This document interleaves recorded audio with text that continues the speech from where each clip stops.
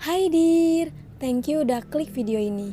Gue mau lanjutin alur drakor Award of the Married Couple episode kelima. Kalau mau nonton full movie-nya, gue udah taruh linknya di kolom deskripsi. Kalau malas nonton yang panjang-panjang, gue udah ringkas filmnya di video ini.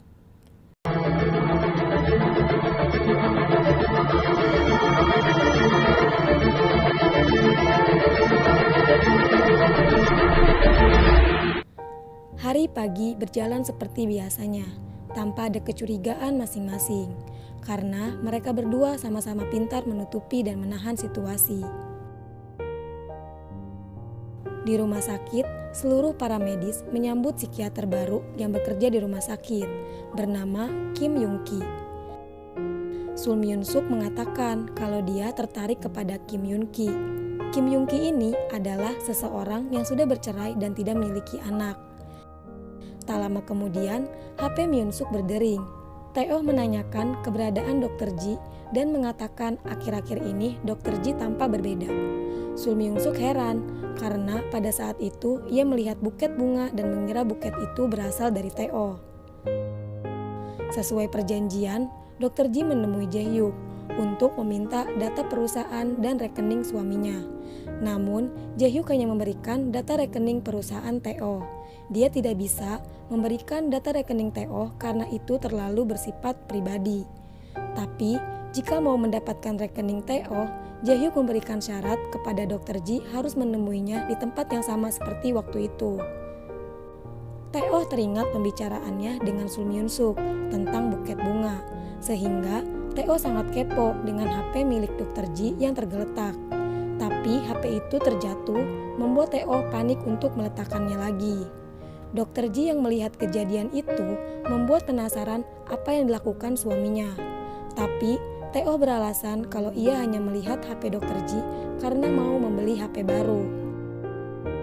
Tae-oh meninggalkan kamarnya dan mengirim pesan kepada Dak-yung karena tak dapat kabar darinya. Keesokan harinya, Dr. Ji bertemu Kim Yoon-ki. Ketika mau masuk ke tempat kerjanya, Kim Yoon-ki menawarkan untuk melakukan konsultasi jika Dr. Ji membutuhkannya. Sul Myun-suk melihat kejadian itu dan seperti biasa dia memata-matai Dr. Ji. Dr. Ji mendapat panggilan dari Yerim. Kemudian dia menemuinya dan mengobrol bersama. Yerim curhat tentang keinginannya untuk memiliki anak, tetapi Jae-hyuk selalu menolaknya. Dr. Ji merekomendasikannya untuk bertemu Dr. Sul Myun-suk dan psikiater di rumah sakitnya untuk mendiskusikan hal tersebut. Di sisi lain, In-kyu tak sengaja menemukan pil tidur milik Hyun Seo, dan dia menyadari kalau pil itu adalah alasan Hyun Seo menuruti perintah Dr. Ji. Di sisi lain, Jae-hyuk sudah menunggu Dr. Ji di hotel, tetapi Dr. Ji pergi menemui pengacara untuk membicarakan penceraiannya. Tak sengaja, ia bertemu dengan Hyujung yang sedang berada di tempat itu juga. Karena Dr. Ji tak datang, Jae-hyuk mendatangi rumah Dr. Ji. Dia mengancam akan memberitahukan semua kejadian di hotel kepada Tae-oh suaminya. Tiba-tiba, Tae-oh turun dari lantai atas dan menemuinya. Dr. Ji meninggalkan mereka berdua agar dapat mengobrol. Tae-oh menanyai Dr. Ji karena ia pulang sangat larut malam. Dr. Ji heran dan menanyakan balik sejak kapan suaminya memperhatikan pekerjaannya. Keesokan harinya, di rumah sakit, Dong-sik datang dan menawarkan kepada Dr. Ji untuk membunuh Tae-oh. Dr. Ji menolak dan mengatakan jika Dong-sik melewati batas pribadinya. Dong-sik marah dan membanting semua yang ada di meja ruangan Dr. Ji. Yoon-ki membantunya dan mengeluarkan Dong-sik dari rumah sakit. Setelah membantu Dr. Ji, Yoon-ki menanyakan penyebab terjadinya kejadian tersebut. Ia mengatakan pasti ada hubungannya dengan Dr. Ji. Namun, Dr. Ji marah akan perkataan Yoon-ki yang menyinggung masalah pribadinya. Yoon-ki juga mendiagnosa kalau Dr. Ji pernah mengalami gangguan stres pasca trauma yang tak pernah diperiksakan. Di sisi lain, Tae-oh dan Jun-young yang sedang makan malam di luar, dia melihat Dak-yung masuk ke restoran yang sama. Tae-oh tak fokus dengan makanannya lantaran saling menatap dengan Dak-yung. Tae-oh tidak tahu jika Jun-young mengetahui perselingkuhan ayahnya dengan Dak-yung. Kemudian, Jun-young mengatakan kalau dia tidak suka dengan orang yang menyerupai seperti Dak-yung. Tiba-tiba, Dak-yung pergi meninggalkan restoran. dan Teo menyusulnya dengan alasan mau ke toilet. Teo mengejarnya dan mencari Dakyung, tetapi ia kehilangan jejak. Ketika di jalan, Dr. Ji merasakan traumanya dan melihat kembali kejadian kehilangan kedua orang tuanya. Ia tak sadar jika ia akan menabrak sebuah mobil. Namun, dengan sigap Dr. Ma yang ada di situ menariknya. Dr. Ji menceritakan semua kehancuran yang ia alami kepada Dr. Ma. Hyun Seo tak sengaja bertemu Dakyung yang sedang mengemasi barang ke bagasi. Dakyung mengatakan hubungannya dengan pacarnya berakhir dan ia akan tinggal bersama orang tuanya sementara waktu. Lalu, Hyun Seo menemui Dr. Ji dan meminta uang untuk pekerjaannya. Ia juga mengatakan jika Dakyung sudah mengakhiri hubungan dengan Teo. Setelah mendengar hal tersebut, Dr. Ji menelepon suaminya dan mengajaknya pergi.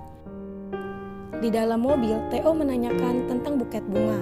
Dr. Ji menjelaskan bahwa Jae-hyuk yang mengirimkannya. Di mobil, Teo nggak tahu tujuan istrinya ini membawanya pergi.